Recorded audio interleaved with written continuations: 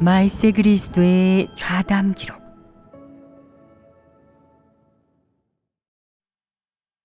복음 전파는 하나님을 믿는 모든 사람이 마땅히 이행해야 할 본분이다. 어떻게 해야 복음 전파 본분을 제대로 이행할 수 있겠느냐? 먼저 복음 전파 본분과 관련된 각 항목의 진리를 깨달아야 한다. 예를 들어 복음 전파 본분에 관한 정의, 지위 설정, 그리고 복음 전파 본분을 이행할 때 실행하고 진입해야 할 진리, 지녀야 할 태도와 겪어야 할 고난, 치러야 할 대가 등의 진리를 모두 깨닫는다면 복음 전파 본분을 제대로 이행하기가 쉬울 것이다. 이 밖에 소극적인 측면에서 보자면 어떤 그릇된 행동 방식을 피해야 하는지, 어떤 것들이 사람의 선의에 속하는지, 사람의 생각과 행동 방식이 과연 복음 전파 원칙에 부합하는지 등을 돌아보아야 한다. 즉, 복음 전파와 관련된 모든 행위와 행동 방식, 원칙, 규정이 정말 진리 원칙에 부합하는지를 분명히 성찰해야 한다. 진리 원칙에 부합할 때만 지속하고 진리 원칙에 부합하지 않는다면 반드시 버려야 할 것이다. 이렇게 복음 전파 본분을 이행해야 성과가 점점 좋아진다. 또 다른 측면에서는 반드시 조화롭게 협력해야 한다. 이는 복음 사역에 가장 큰 도움이 된다. 조화롭게 협력하지 않으면 사역을 전개하기가 무척 힘들어진다. 형제자매 간에는 서로 포용하고 인내하고 붙들어주며 본분을 제대로 이행하기 위해 반드시 조화롭게 협력해야 한다. 옳은 말을 하는 사람이 있으면 순종해야지 늘 자신은 옳고 남을 틀렸다고 규정해서는 안 된다. 반드시 하나님 말씀에 근거하여 확정하고 하나님 집에서 규정한 원칙에 근거하여 진리를 교제함으로써 공감대를 형성해야 할 것이다. 이외에도 협력하여 본분을 이행하는 과정에서 서로 장점은 취하고 단점은 보완하는 법을 배워야지 남에게 지나치게 가혹하게 굴어서는 안 된다. 또 한 측면으로는 참도를 알아보는 사람은 조심스럽고 신중하게 사랑으로 대해야 한다. 그들은 모두 이방인이기 때문이다. 설령 종교인이라고 할지라도 이방인과 마찬가지로 매우 연약하며 관념에 맞지 않는 일이 조금만 있어도 반항하고 자기 생각과 맞지 않는 말이 한마디만 나와도 논쟁을 벌이기 쉽다.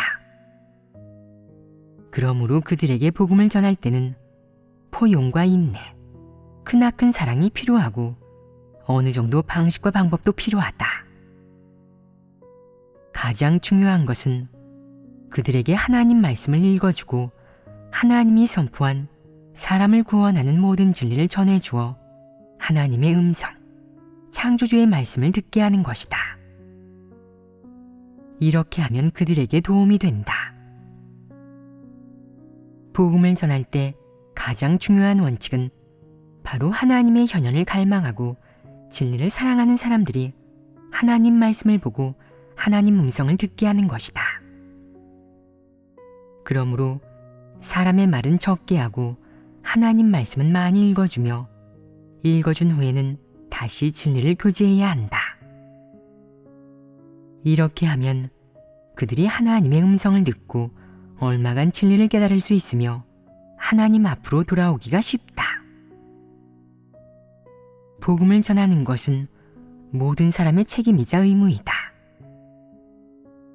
이 의무가 누구에게 주어지든 미뤄서는 안 되며 어떤 핑계나 이유를 대면서 거부해도 안 된다. 혹자는 저는 말재간이 없고 성경에 대해서도 잘 모르는 데다가 나이도 어립니다. 만에 하나 시험과 위험이 닥치면 어떡합니까? 라고 말하는데 그렇게 말하는 것은 옳지 않다. 복음 전파는 위험한 일을 하라고 안배한 것이 아니다.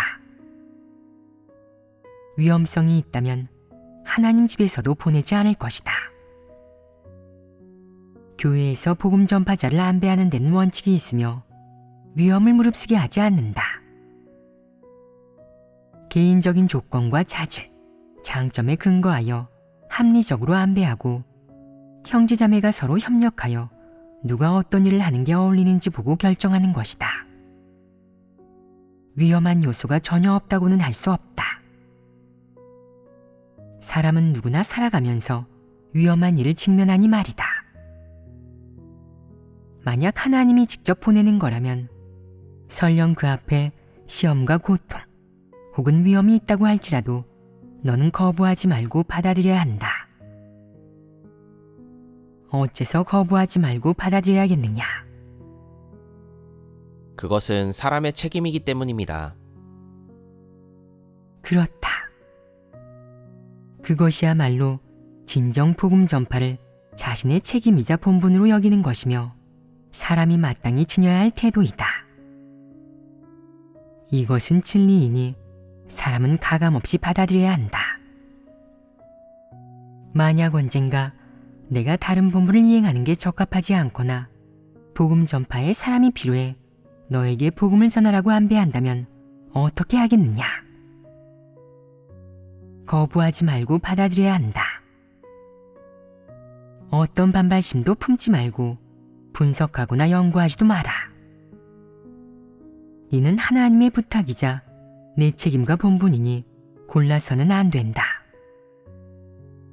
내가 하나님을 따르기로 한 이상 스스로 선택해서는 안 된다. 어째서 그렇겠느냐? 복음 전파는 하나님의 부탁이며 하나님의 선민은 누구나 거기에 몫이 있기 때문이다. 어떤 이는 저는 여든이 넘어 문 밖으로 나갈 수도 없습니다. 그런데 하나님께서 저한테 그런 부탁을 하실까요? 라고 말하고 또 어떤 사람은 저는 이제 겨우 18살입니다. 세상을 겪어본 적이 거의 없고 사람들을 사귀는 법도 모르는 데다가 담이 작고 겁도 많습니다. 그런데도 하나님은 제게 그 본분을 주실까요? 라고 말하는데 하나님은 누구에게나 줄 수 있다. 내 나이가 어떻게 되든 힘닿는 데까지 복음 전파의 본분을 이행하고 전할 수 있는 만큼 전해야 한다. 또 내가 현재 어떤 본분을 이행하고 있든 온 힘을 다해 복음을 전해야 한다. 언젠가 누군가에게 복음을 전할 기회가 온다면 전해야 하지 않겠느냐? 전해야 합니다. 그래야 옳다. 많은 사람이 자신의 본분을 갖고 있지만 남는 시간을 활용해 복음을 전하면서 성과도 낸다. 이는 하나님에게 인정받는 일이다.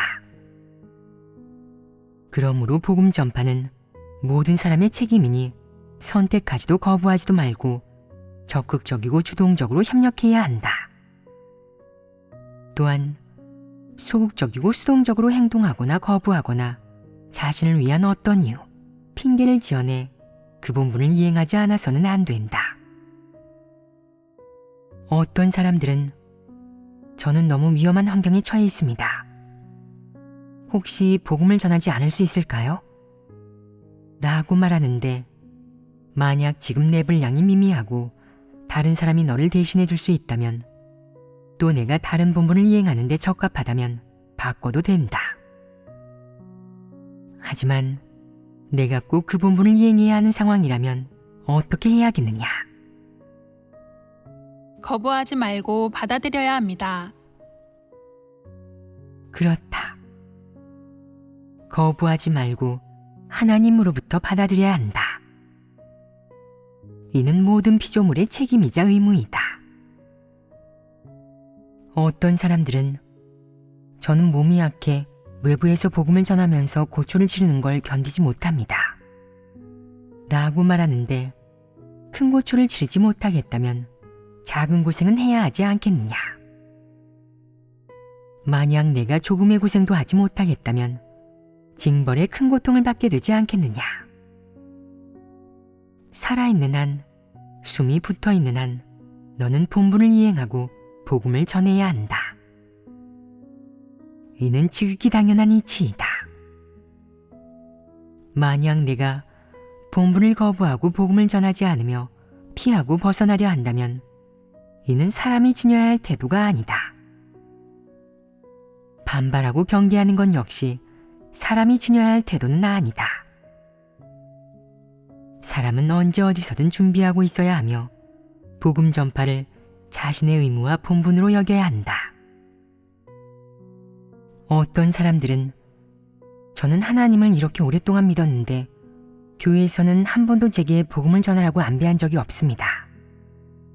라고 말하는데 그것이 좋은 일이겠느냐 아니면 나쁜 일이겠느냐.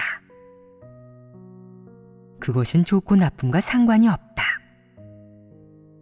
어쩌면 하나님이 아직 내 복음 전파를 필요로 하지 않는 것일 수도 있고 내가 다른 본분을 이행하는 게 필요한 것일 수도 있다. 모두 중요한 본분이라면 어떻게 선택해야겠느냐. 교회의 안배에 순종해야지 개인적인 바람이 있어서는 안 된다. 내 복음 전파를 필요로 할 때 하나님이 지금 그 본분은 내게 적합하지 않고 중요하지도 않구나. 복음 전파 본분이 더 중요하겠다. 라고 말씀한다면 너는 어떻게 하겠느냐? 거부하지 말고 받아들이되 분석하지도 판단하지도 연구하지도 말고 나아가 반감을 갖거나 거절해서도 안 된다. 이것이 바로 피조물이 창조주에게 보여야 할 올바른 태도이다. 사람이 이런 태도를 지녔다는 것은 어떤 의미에서 봤을 때 사람과 하나님의 관계가 정상적이고 적절하다는 것 아니겠느냐. 사람과 하나님의 관계는 무엇을 통해 나타나느냐. 하나님이 일을 시켰을 때 내가 어떻게 대하는지에 달려있다. 만약 하나님이 어떤 일을 부탁했는데 내가 연구하고 궁리하면서 왜 나한테 시키셨을까? 이게 나한테 도움이 될까? 라고 생각한다면 너와 하나님의 관계는 정상이 아니며 너는 하나님에게 순종하지 않는 것이다. 만약 내가 이 일은 큰일이고 하나님께서 나한테 시키신 일이야. 하나님께서 시키신 일은 허술하게 처리해서는 안 되고 신중히 대해야 해. 하나님께서 어떤 일을 시키시든 어떤 부탁을 맡기시든 그건 내가 이행해야 할 본분이고 나는 하나님 말씀을 들어야 해. 하나님이 어떻게 안배하시든 나는 거부하지 않고 그렇게 할 거야. 내 본분을 지키지 않고 거부한다면, 중요하게 여기지 않고 완수하지도 않는다면 그건 하나님을 배반한 것과 같아. 라고 말한다면 이것이야말로 피조물이 지녀야 할 이성이고 피조물이 본분을 대하는 올바른 태도이기도 하다. 그것이 하나님의 부탁임을 분명히 알면서도 거부하고 이유를 대면서 본분을 거절한다면 그 문제의 성질은 심각하다. 그것은 하나님을 거역한 것일 뿐만 아니라 하나님을 배반한 것이다. 하나님을 믿을 때는 반드시 피조물의 입장과 지위에 서서 창조주의 부탁을 받아들이고 거기에 순종해야 한다. 이것이야말로 올바른 태도이다. 본분을 올바른 태도로 대하지 않는다면 그 문제의 성질은 무척 심각하다.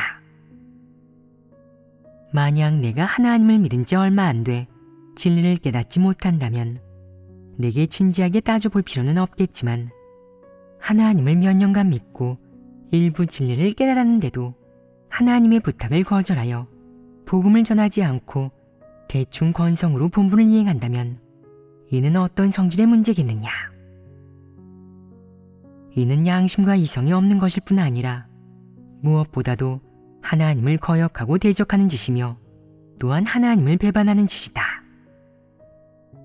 이는 대형무도한 일이라고 할 수 있다.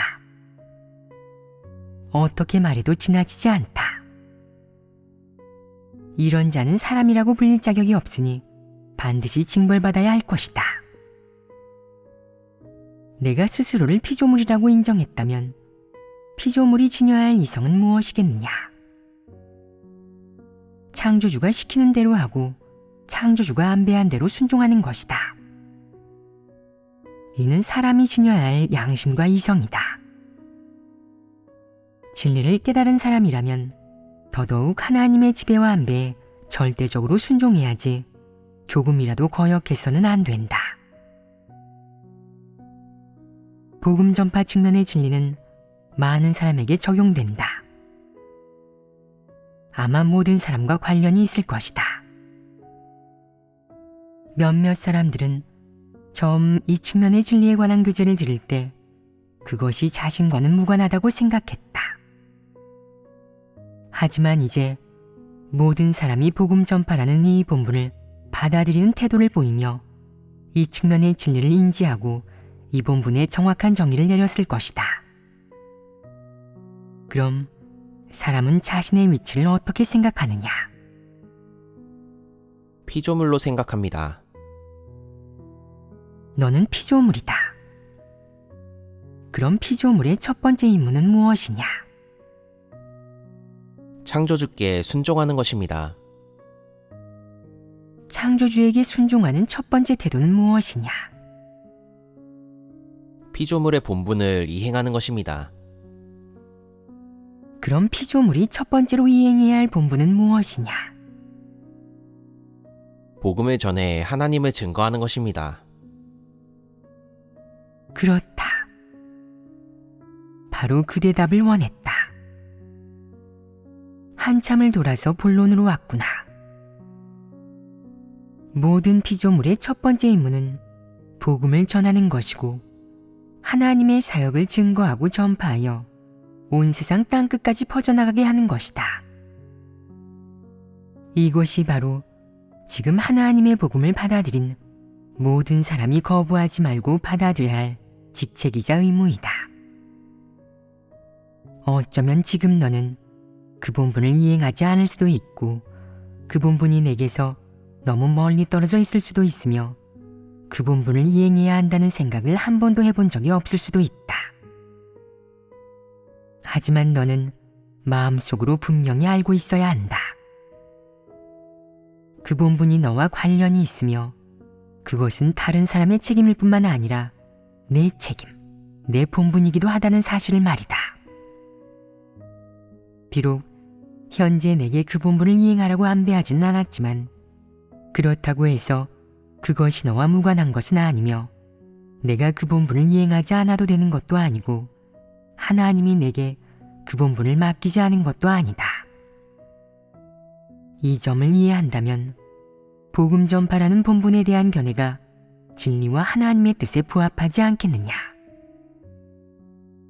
이 수준까지 이해한 후 어느 날 수중의 일을 마쳤을 때 하나님으로부터 모두 각지로 흩어지라는 명령을 듣는다면 심지어 가장 낯설고 원치 않는 곳, 열악한 곳으로 가라는 명령을 듣는다면 어떻게 하겠느냐?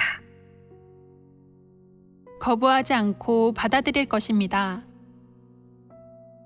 지금은 그렇게 말하지만 정말 그 순간이 오면 훌쩍거리며 눈물을 훔칠지도 모른다. 지금 너희는 다음과 같은 준비를 하고 인식을 가져야 한다. 저는 이번 생에 이 시대에 태어나 복 있게도 하나님의 말세 사역을 받아들이고 하나님의 경륜 사역에 동참하게 됐습니다. 제가 인생을 살아가는 가치와 의미는 하나님의 복음 사역 확장을 위해 필생의 에너지를 바치는 데 있습니다.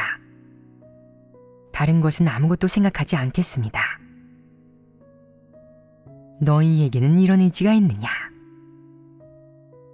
이런 의지를 갖고 이런 준비와 계획을 해야만 진정한 피조물이며 하나님이 사랑하는 합당한 자격을 갖춘 피조물이다. 혹자는 저는 아직 준비가 되지 않았습니다. 저에게 지금 당장 복음을 전하러 가라고 하신다면 저는 두려울 것입니다.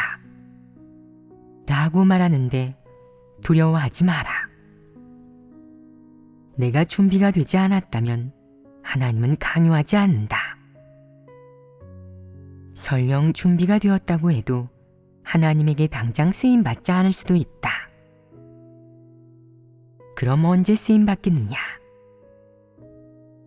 그것은 하나님이 정하는 일이니 조급해할 것 없다. 하나님이 너를 쓸 때가 되면 모든 것을 예비한 후 내 분량이나 경력 등 모든 조건이 적절히 갖춰졌을 때 너를 각지로 보내 복음을 전하게 할지도 모른다. 그때 너를 복음사자라고 할 수 있겠느냐? 언제 어느 때라도 이 본분을 이행하는 인원을 복음사자라고 할 수는 없다. 이는 편치 않는 사실이다. 그럼 뭐라고 해야겠느냐? 복음 전파자라고 해야 합니다. 비교적 정확하다. 어떻게 부르든 다 본분을 이행하는 것이다. 이는 영원히 변치 않는 진리이다. 만약 호칭이 달라지고 사람의 신분이 달라진다면 그 사역의 본질도 달라질 것이다. 본질이 변하는 순간 진리의 궤도를 벗어나게 된다. 또 진리의 궤도에서 벗어나는 순간 종교적 행위가 되며, 그렇게 되면 사람은 구원받는 길에서 점점 멀어져 완전히 반대로 가게 된다. 그러므로 절대 그릇된 길을 가서는 안 된다. 언제 어느 때라도 각지로 파견되거나 보내진 복음 전파자는 그저 복음을 전하는 본분을 이행하는 것일 뿐 증인도 전도인도 아니며 복음사자는 더더욱 아니다. 이는 영원히 변치 않는 진리이다. 많은 사람이 여기까지 듣고 마음이 밝아졌을 것이다. 또 많은 사람이 고무되어 기대감을 품고 잘 됐네. 앞길이 밝겠어. 하나님께서 우리에게 예비해 주신 길은 광명의 길이야. 라고 생각할 것이다. 하지만 꼭 그렇다고 할 수는 없다. 하나님을 따르는 모든 사람에게는 하나님의 안배가 있고 하나님이 예비한 본분 이행의 환경이 있으며 사람이 마땅히 누려야 할 하나님의 은혜와 은총이 있다. 그리고 하나님이 사람에게 예비해 놓은 특수한 환경들, 사람이 겪어야 할 수많은 고통이 있는데 그것은 사람의 상상처럼 그렇게 순조롭지 않다. 이 밖에 만약 내가 스스로 피조물임을 인정한다면 복음 전파라는 책임을 다하고 그 본분을 제대로 이행하기 위해 고난을 겪으며 대가를 치를 준비를 해야 한다. 그 대가는 육적인 병고나 고난일 수도 있고 혹은 큰 불균형의 박해와 세상 사람들의 몰이해일 수도 있다. 그리고 복음 전파 과정에서 맞닥뜨리는 환난일 수도 있는데 배신당하는 것, 욕먹는 것, 얻어맞는 것, 정죄되는 것일 수도 있다. 심지어는 집단 구타를 당해 생명의 위험에 처할 수도 있는 것, 즉 하나님의 사역이 끝나고 하나님의 영광의 날을 보기 전에 복음 전파 과정에서 죽을 수도 있다는 것이다. 너희는 이런 준비를 해야 한다. 이는 너희를 겁주는 게 아니라 사실이다. 이 말을 분명하고 이해할 수 있도록 얘기했다. 만약 너희에게 이런 의지가 있고 죽을 때까지 변함없이 충성을 다한다면 이는 분량이 있다는 의미이다. 종교신앙의 자유와 인권이 존중받는 외국에서 복음을 전하면 어떤 위험도 맞닥뜨리지 않을 거라고. 무슨 일이든 순조롭고 하나님도 축복해 줄 거라고. 하나님의 크나큰 능력과 권병이 사람과 함께 할 거라고 생각하지 마라. 그것은 사람의 관념이자 상상이다. 지난날 바리새인들도 하나님을 믿었지만 결과적으로 성육신한 하나님을 십자가에 못 박았다. 그럼 지금의 교계가 성육신 하나님에게 어떤 나쁜 짓들을 저지를 수 있느냐? 그들은 하나님을 판단하고 정죄하고 모독하는 등 너무나 많은 악행을 저질렀다. 그들은 무슨 나쁜 짓이든 저지를 수 있다. 잊지 마라. 예수를 십자가에 못 박은 자들은 하나님을 믿는 사람들이었다. 오직 그들에게만 그런 일을 저지를 기회가 있었다. 이방인들은 그런 일에 신경 쓰지 않았다. 바로 하나님을 믿는 그들이 정부와 결탁해 예수를 십자가에 못 박은 것이다. 또한 예수의 사도들은 모두 어떻게 죽었더냐? 어떤 자는 돌에 맞아 죽고 어떤 자는 말에 끌리다가 죽었으며 어떤 자는 십자가에 거꾸로 못 박혀 죽었고 어떤 자는 거열형에 처해지는 등 온갖 방법으로 죽임을 당했다. 그들이 죽은 이유는 무엇이더냐? 그들이 나쁜 짓을 저질러 법적 제재를 받은 것이냐? 그렇지 않다. 그들은 주의 복음을 전파했지만 세상 사람들은 받아들이기는커녕 그들을 정죄하고 욕하고 때렸으며 나아가 죽음으로 몰아넣었다. 그들은 그렇게 순교했다. 순교한 사람들의 마지막 결말이 무엇인지, 하나님은 그들의 행위를 어떻게 규정했는지 등은 차치하고 하나만 물어보겠다. 그러니까 그들이 마지막에 이르러 죽음을 맞이한 방식이 사람의 관념에 부합하느냐? 사람의 관념으로 본다면 그들은 하나님의 사역을 전파하기 위해 그렇게 많은 대가를 치렀고 또 마지막에는 사탄에게 잔혹한 죽임을 당했으니 관념에 맞지 않는다. 하지만 그들에게 그런 일이 닥쳤고 그것은 하나님이 허락한 것이다. 여기에는 구해야 할 어떤 진리가 있느냐? 하나님은 그들이 그렇게 죽도록 허락했다. 이는 하나님의 저주와 정죄겠느냐? 아니면 안배와 축복이겠느냐? 전부 아니다. 그럼 무엇이겠느냐? 현대인들은 그들의 죽음을 떠올리기만 해도 몹시 가슴 아파하지만 사실이 그러하다. 하나님을 믿는 사람이 그렇게 죽었다는 것을 어떻게 해석해야겠느냐? 여기까지 말하면 너희는 감정이 이입되어 마음이 불편하고 아프지 않겠느냐? 그들은 본분을 이행하고 하나님의 복음을 전파했으니 좋은 사람이라고 할 수 있어. 그런데 왜 그런 결말, 그런 말로를 맞이한 걸까? 라고 생각할 것이다.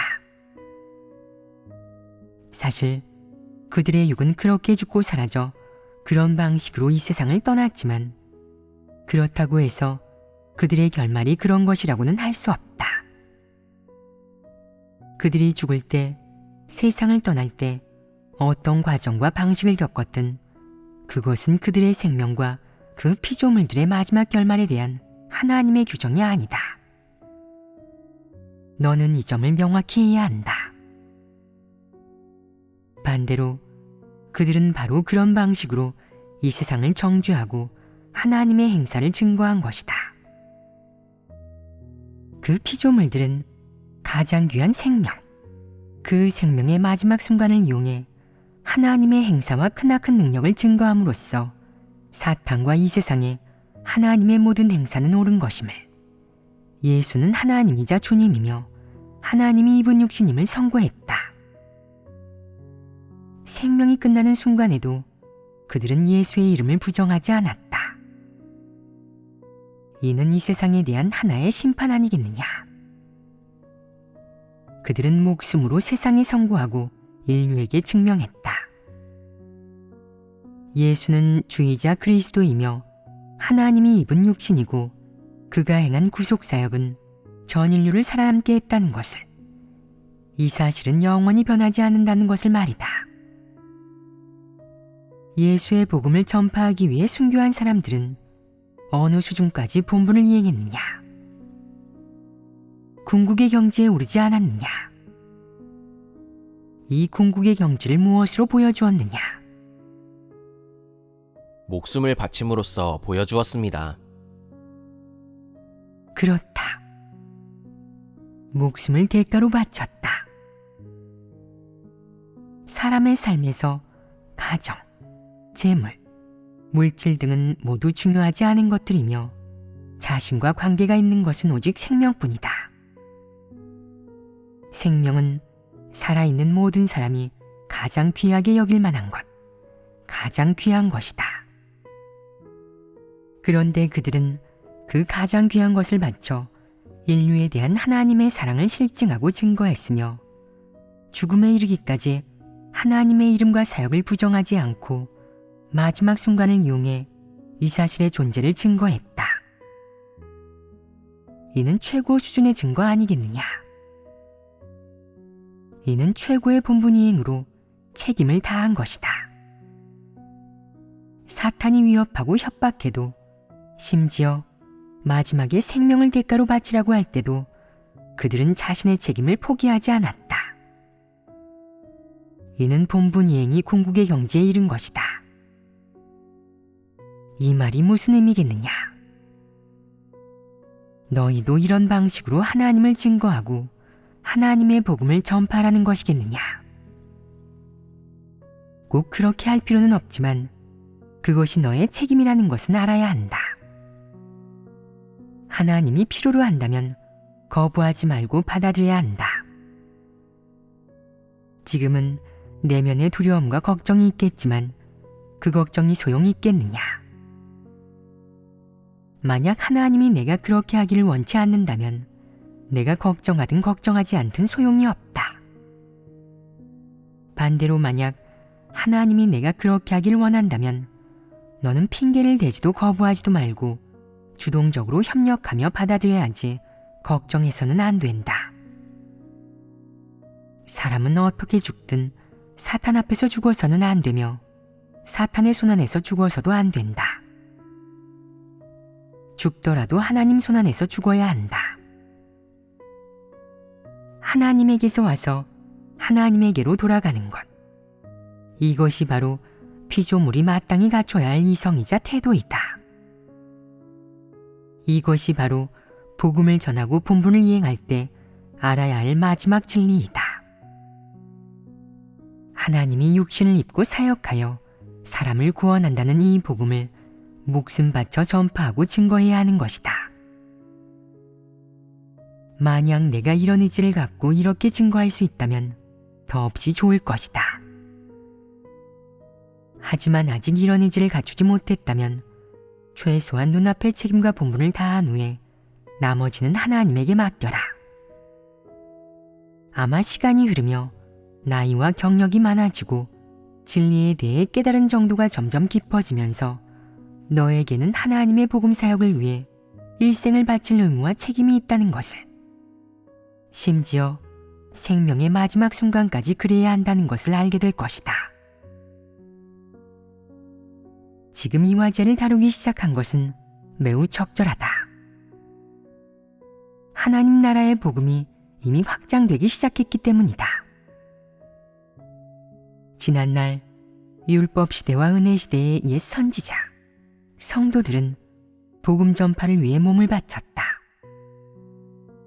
그러니 말세에 태어난 사람들이 복음 전파를 위해 몸 바치는 것은 새로울 것도 갑작스러울 것도 못되며 나아가 지나친 요구라고 할 수도 없다. 그것은 피조물이 마땅히 해야 할 일이자 이행해야 할 본분이다. 이것은 진리, 그것도 최고의 진리이다. 내가 하나님을 위해 무엇을 하겠다고, 제대로 본분을 이행하고 얼마나 많이 헌신하고 대가를 치르겠다고 구호만 외쳐본들 아무 소용이 없다. 사실이 닥쳤을 때, 목숨을 바치라고 할 때 최후의 순간에 원망할지, 기꺼운 마음을 품을지, 진실로 순종할지 등이 내 분량을 검증하는 것이다. 목숨을 빼앗기는 순간에 마음이 편안하고 달갑다면, 원망 없이 순종한다면 내 책임과 의무, 본분을 마지막까지 해냈다고 생각하여 마음이 기쁘고 평안한 채로 그렇게 갈 수 있다면 그것은 하나님이 보기에 떠나간 것이 아니라 또 다른 공간에서 또 다른 형식으로 살아가는 것이다. 그것은 방식을 바꿔 살아가는 것일 뿐 정말로 죽었다는 것이 아니다. 사람은 젊은 나이에 죽음을 맞이하다니 정말 가엾구나 라고 생각하겠지만 하나님 눈에 그것은 죽음도 아니고 고난을 겪으러 간 것도 아니다.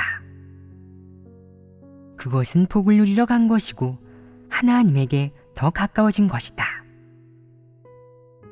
내가 피조물로서 이행한 본분이 하나님에게 합격점을 받았기 때문이다.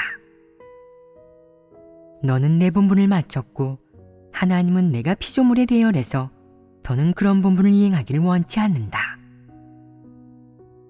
내 떠남을 하나님은 떠남이 아닌 걷어감이나 이끌고 감 또는 데려감이라고 한다. 이는 좋은 일이다.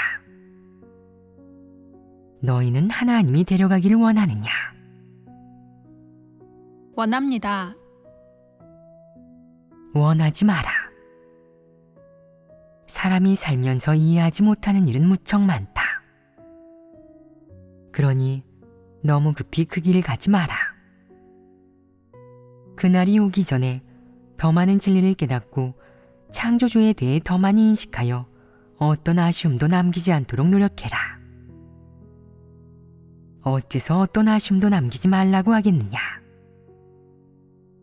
사람이 인생에서 관련된 일을 이해할 때부터 그 기회를 얻고 그 자질과 조건을 갖춰 창조주와 대화하게 되기까지 창조주에 대해 진실한 이해와 인식, 경외를 품게 되기까지 또 하나님을 경외하며 악에서 떠나는 길을 걷게 되기까지의 세월은 사실 그리 길지 않다. 지금 하나님이 한시 앞이 너를 데려갔으면 한다면 그것은 내 인생에 무책임한 것이다. 책임감을 갖는다면 한시 앞이 진리를 갖추는 한편 일이 닥쳤을 때 자신을 많이 반성하며 자신의 부족한 점을 얼른 보완해야 할 것이다.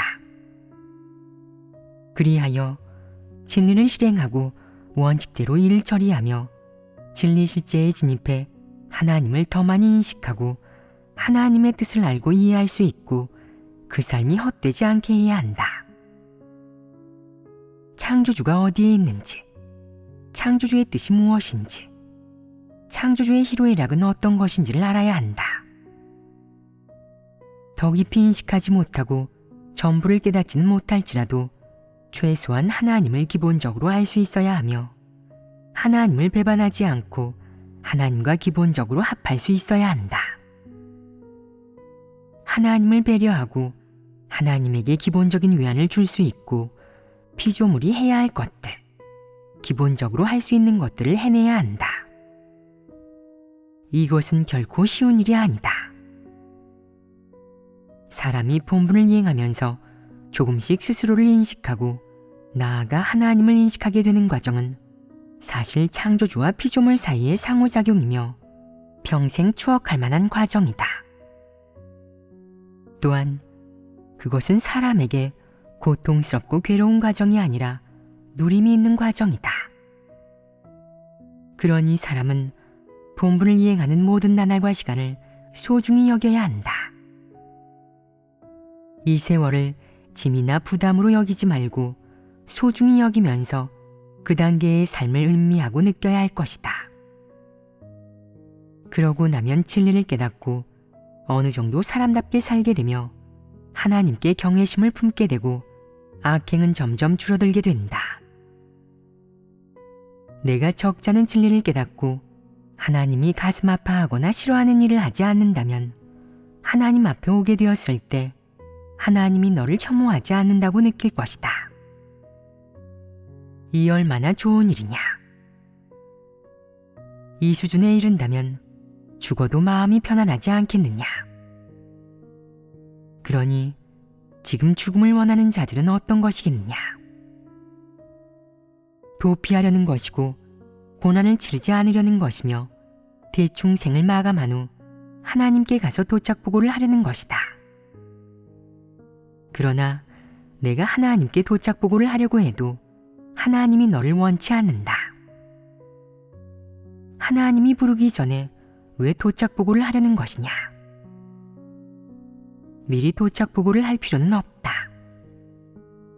그것은 좋은 일이 아니다.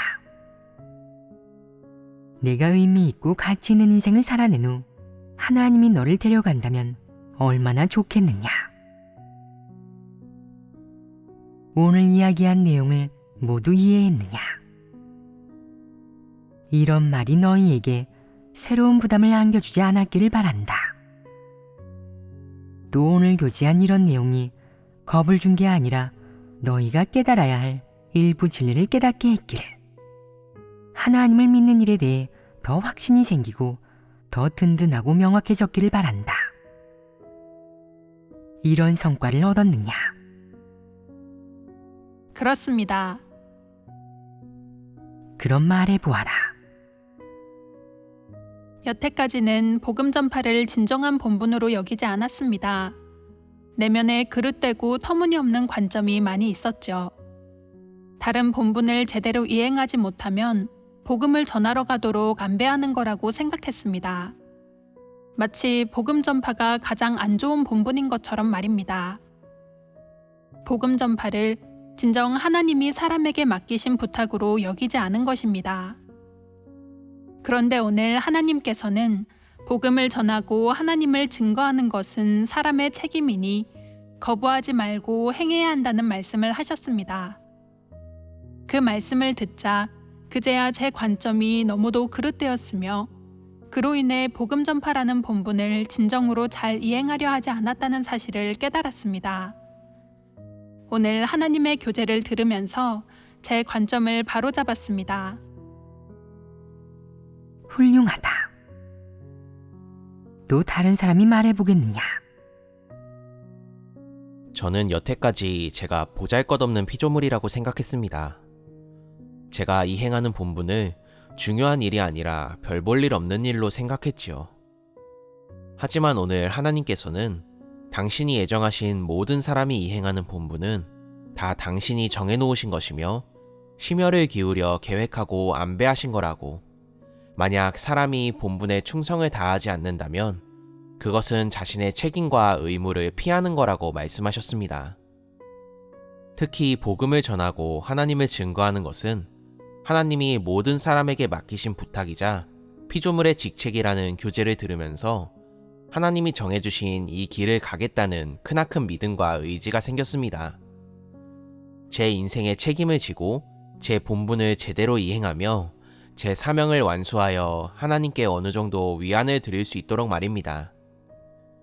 하나님의 교제를 듣고 마음속에 더 없는 감동을 받았고, 더 이상은 하나님께서 맡기신 부탁을 그렇게 가볍게 여기지 말아야겠다고 생각했습니다.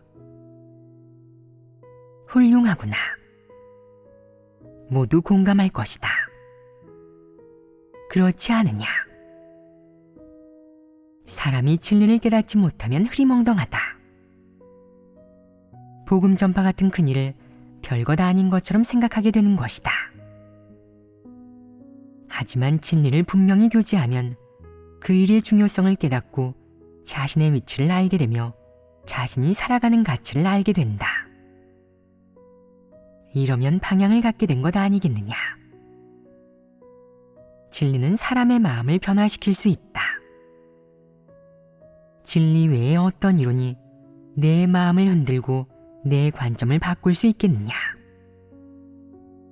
없다. 오직 진리의 도만이 내 관점을 바꿔놓을 수 있다. 진리의 도가 왜 내 관점을 바꿀 수 있겠느냐? 이런 진리는 무척 실제적이라서 아무도 반박할 수 없기 때문이다. 이런 진리는 사람의 생명이나 평생의 사명과 관계가 있다. 사람과 무관하거나 별로 상관이 없는 게 아니라 밀접한 관계가 있는 것이다. 진리는 평생의 사명과 관계가 있으며 사람이 살아가는 가치나 의미와도 관계가 있다. 그러므로 이런 내용을 분명히 교제하면 사람의 마음이 바뀔 수 있고 사람이 받아들여 관점을 바꿀 수도 있다. 오늘의 교제는 본분을 대하는 사람의 태도에 어느 정도 작용했을 것이다.